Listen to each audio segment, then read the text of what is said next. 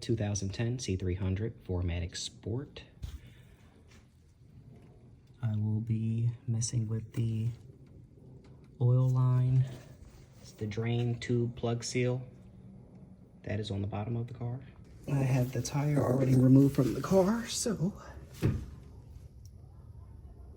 this seal that will be getting replaced is that black one right there that's going into the oil pan from the driver's side above the first line.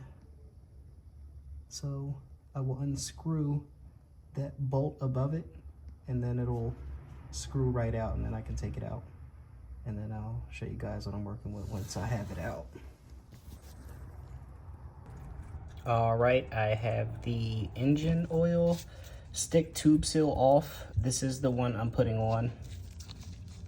This is the one that I took off here.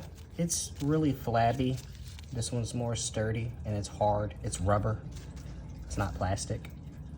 So I'll show you what the car looks like underneath without the tube seal in.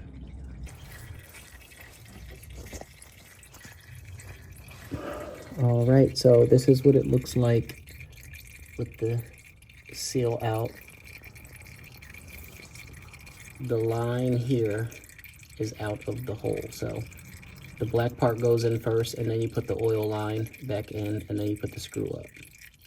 There will be oil that comes down. Maybe 3 quarts came out until it got to this point, but I will be putting the new tube seal in and then put the line back in the seal, and then I'll use some brake cleaner to clean up this area, and then we'll come back once it's cleaned up.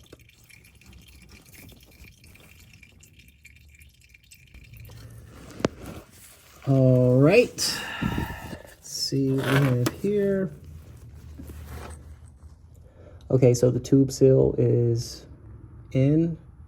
The bolt is a 5/16, and the brake cleaner did its job. Everything is dry. There's no oil coming from the seal now. When you're done, make sure you check your oil levels before you start driving, because a lot of oil came out. So that is the oil tube seal. Okay, so after changing the oil dipstick tube seal, it's not registering oil on the dipstick. So I just poured the oil into an empty container, and I lost about 5 quarts. So I'll refill it and see where we're at from there. Okay, so all right, I'm all full, and that is the oil dipstick tube seal. 2010 C300 4Matic Sport.